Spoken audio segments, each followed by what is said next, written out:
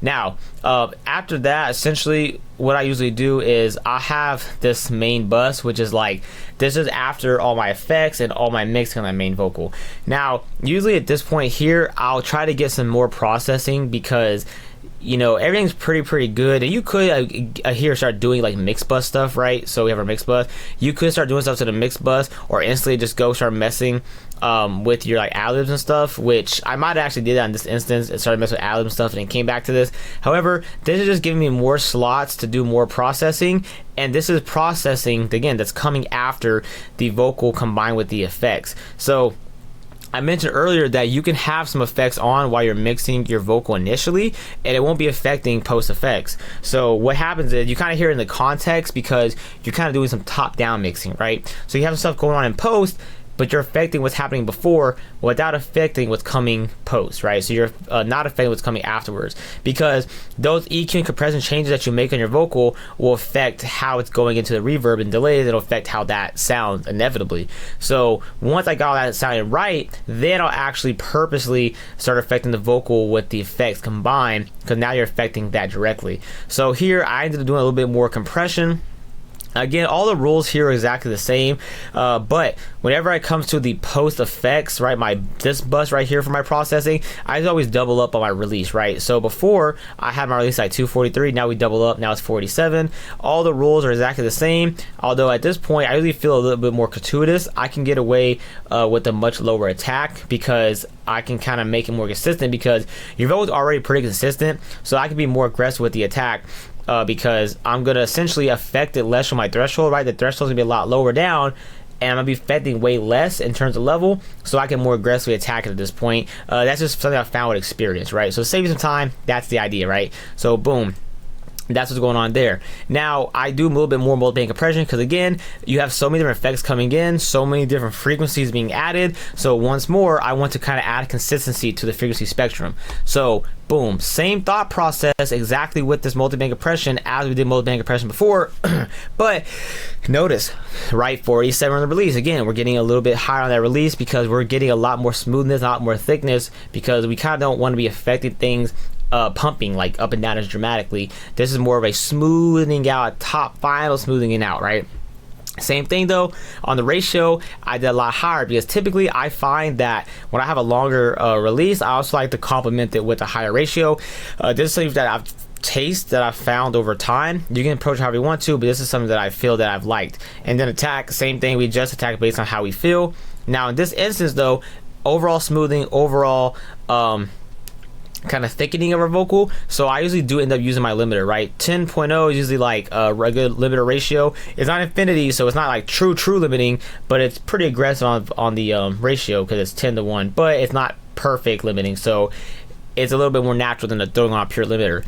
And then this release, I double up on this because again, if my release is going to be acting, it needs to be a really long release, just like in mastering, and that's just my approach to this. So, but notice my limiter is at 0 because in this end, if I feel like if the level is actually hitting 0 at any point, I want to really be getting limited, but not over limited, right? So that's why that ratio is 10.0, not infinity. Now, most limiters like might be infinity to 1, or sometimes they actually are 10:1, but I do 10:1 to give it more of a relaxed limiter sound, right? So there's that.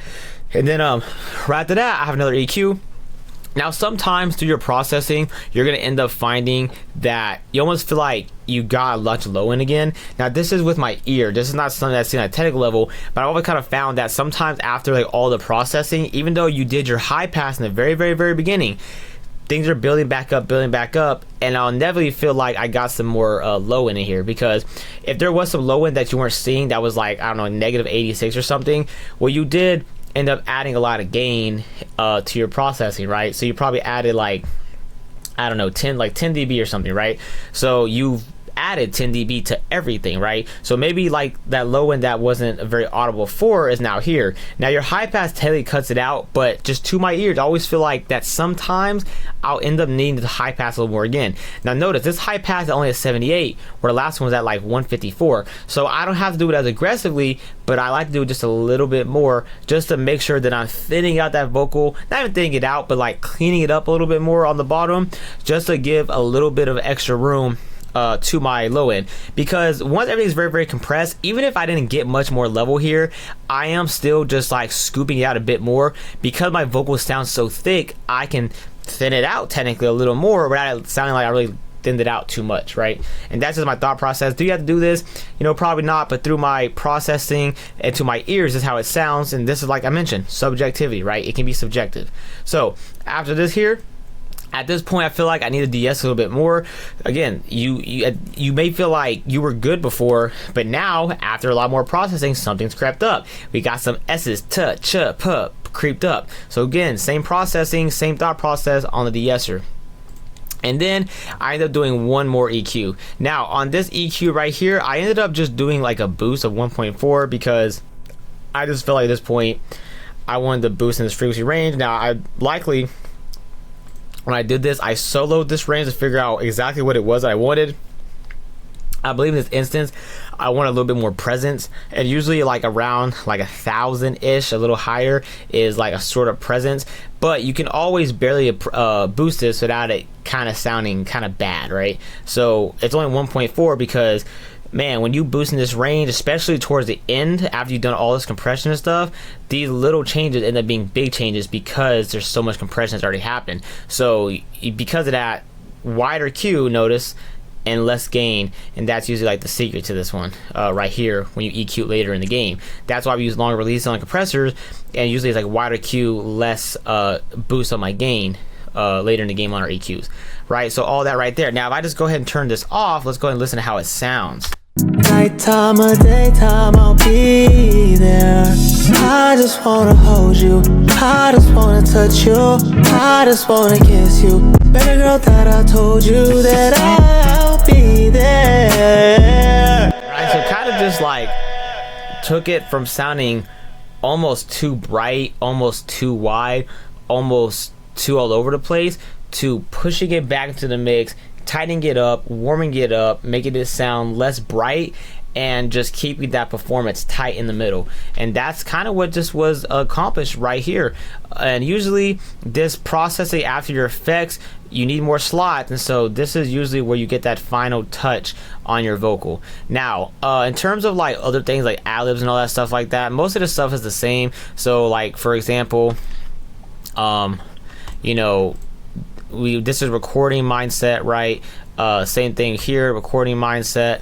Now from here, again, same thing, right? We're just rolling. Now the great thing about it too is that whenever you're doing like ad-libs, you can usually get a more distinct sound in your ad-libs. Now if I just like, if I solo these ad-libs right here, right? So boom, solo. Let me just make sure that I soloed safe all the effects and stuff like that. Okay. So if you hit control and click, whenever you solo, it'll make sure this is soloed with it. So you're getting like a true solo. In FL, you don't have that problem, but in Pro Tools, you gotta kind of do that, right? So let me go ahead and make sure that it's solo safe. Good. And then our buses are all solo safe. Pretty nice. All right. So boom. Let's go ahead and check this out. So we'll go like right here.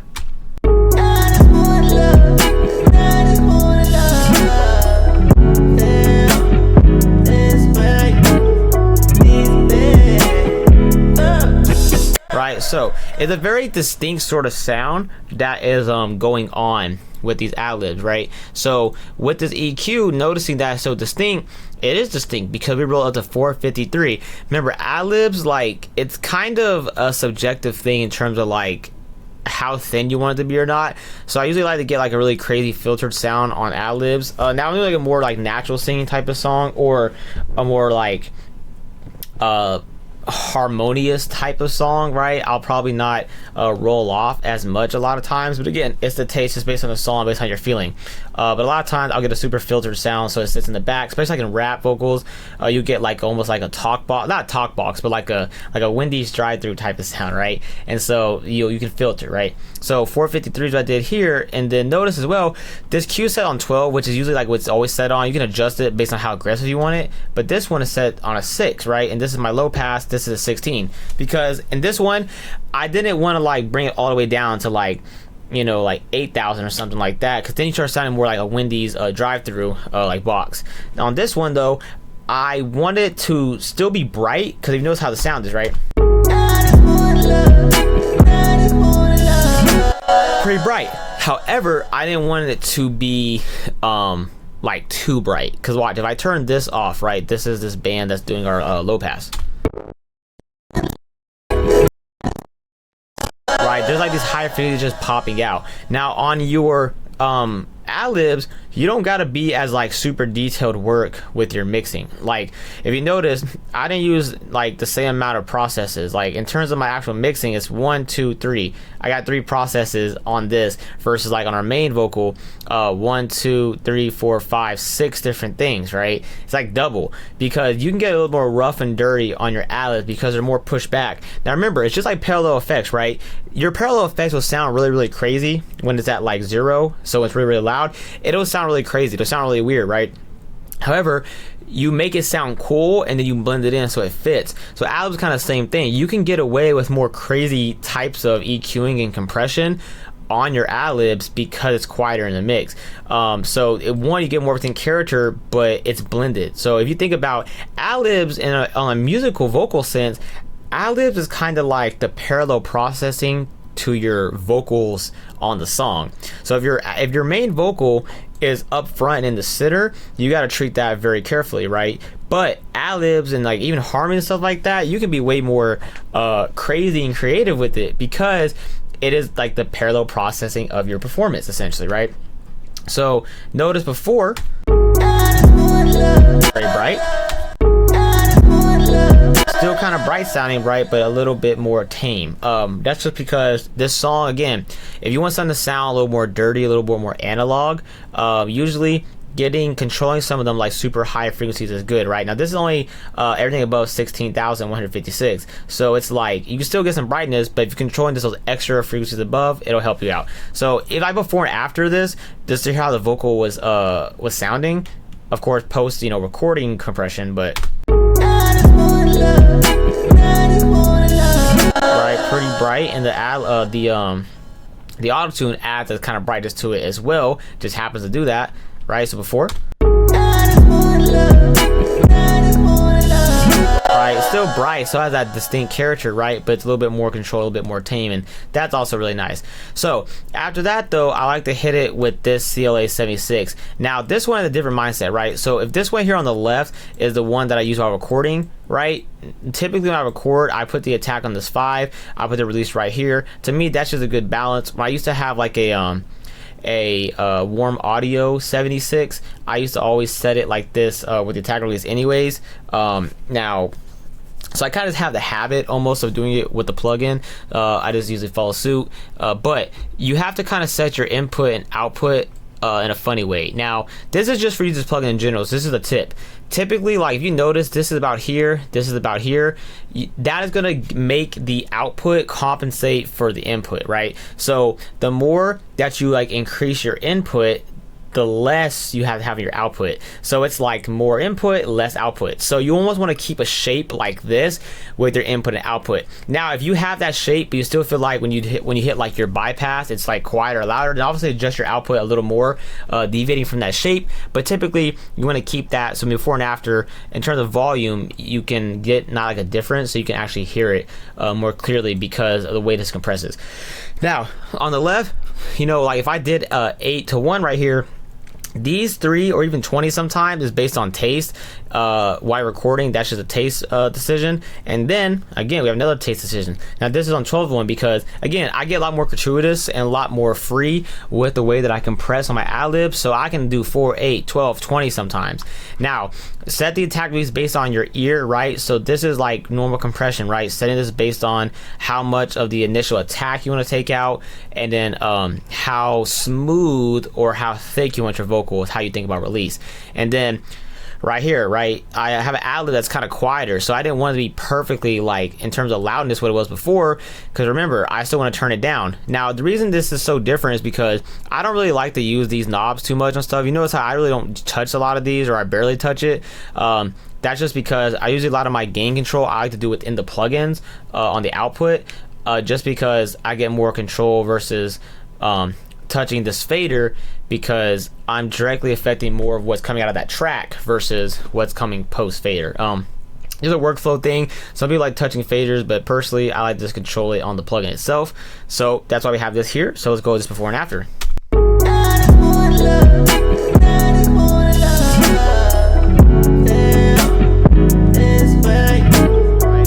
Huge difference, right? Even in terms of the gain reduction.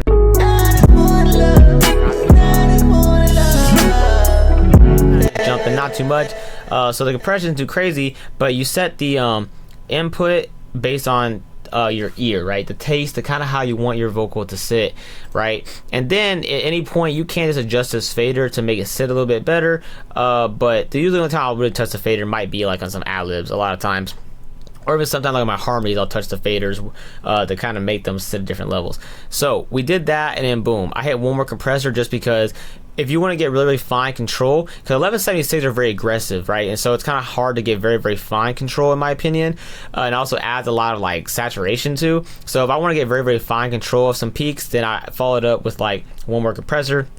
In this instance, I just needed one more compressor to get some of the peaks down. So what is before and after? This is basic compression, right? Nothing too crazy, just like everything else. Before and after.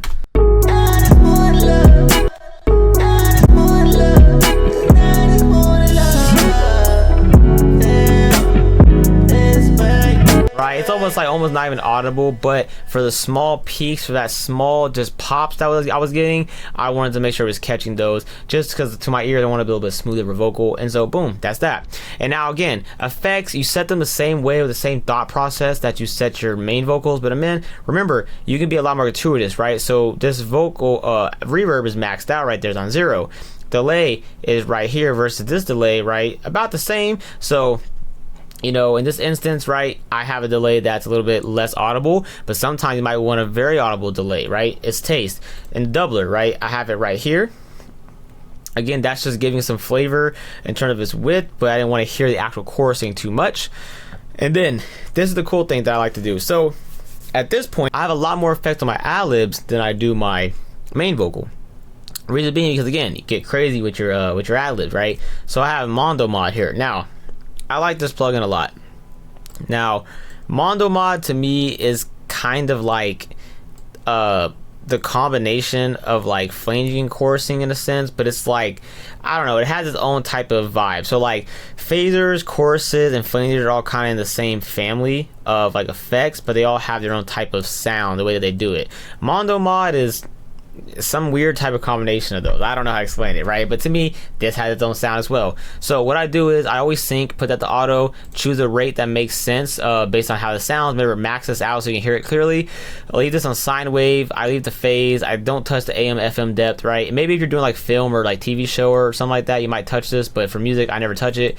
And then your range, if you want it to be wider, so if I take this range to like 180, it'll be like all the way left and right. Boom, boom, boom. Yeah, so all the way left and right, just like that. So in this instance, I actually just ended up leaving it on 90, so it's like in my stereo field, it's only going like in the mid essentially right here, and then 180 would be like all the way to the sides. So I left it like this because to me that made the most sense, and then I just started you know, blending it in, right? So if I go before and after on this effect right here, let me just make sure that we're good. Yeah, so on this effect,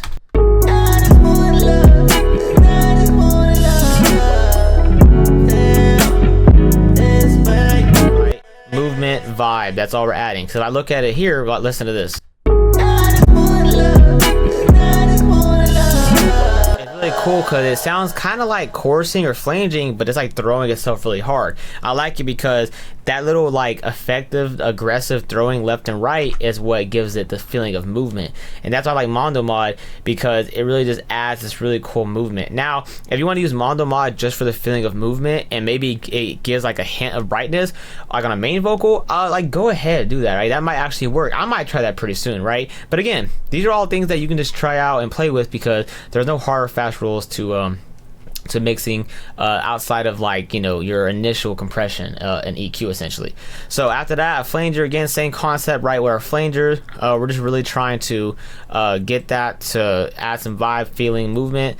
I will say though that on this Mondo Mod, I did have a I had a EQ here because this is a very, very bright plugin, and because my song is like more relaxed and the high end, I did some pre-plugin low pass filtering, right? This low pass goes to 6072. I set that to taste based on how much I want to roll off. The reason I said it pre is because you can get way more of a clean, aggressive EQ sound if you put the EQ before the plugin versus you put it after the plugin. You might feel like you're EQing away the plugin. So it's like EQ afterward is like really EQing what's happening after the plugin. EQing before is EQing the source that's coming into it. So therefore, when you do it this way, you're getting the pure sound of what mod is doing to your vocal that's been rolled off. Versus do it afterwards, you're getting rid of what the plugin is doing. So if you want like a more smooth, natural, almost analog type of sound, put your EQ right before your effects. That's just like a nice little tip. And so that is that, and then we have our imager. Now, I always do this on harmonies and ad-libs. I never do this on main vocal. Now, this is essentially just an imager, right? So I use Ozone's imager for this one. I max out the stereoize. I put this on mode 2, because I think mode 2 sounds better. And then I max out the band, right? I just leave it at 1 band. Now, I make sure though that I always have this EQ beforehand, and I roll up to 100, because you know, if you widen low end, it sounds really weird. It takes up too much headroom. It sounds really gross too in your speakers when it's like wide. Now, if you ever hear a song, you're like, oh man, they have a really wide 808. Well, what's wide in the 808 is not the low frequencies. It's like the mid frequencies or something like that. So there is widening going on at 808. However, though, you never want to widen low end stuff, right? So like, because I'm maxing this out so aggressively, remember this is in parallel, so because I'm doing this so aggressively to get the max amount of widening, I don't want to get the max amount of low end widening. That's nasty, right? So I got to go ahead and roll that off. So I do that, max this out, and then we blend this in and listen to before and after. All right, this is the ad-lib.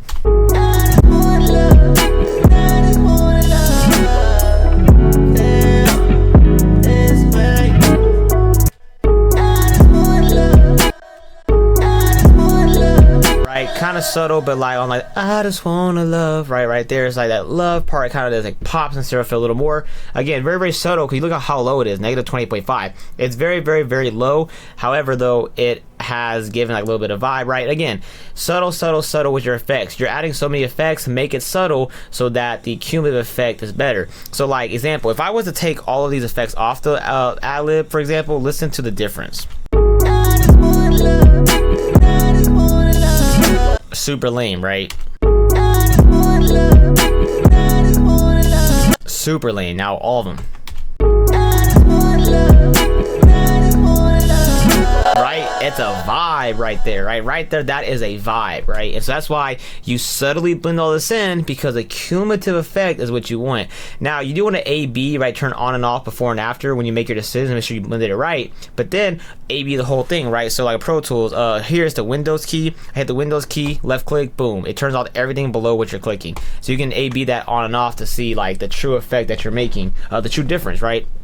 Now, remember, mixing is a little bit of a longer process than mastering, I'll definitely say, but you know, you just take your time. Sometimes, like, hey, early on in your mixing journey, if you take 5 days to mix a song, like 2-hour sessions each or something like that, mixing, like that's okay. I used to take like 5 days to mix a song, and I think I would spend like 5 hours a day on it.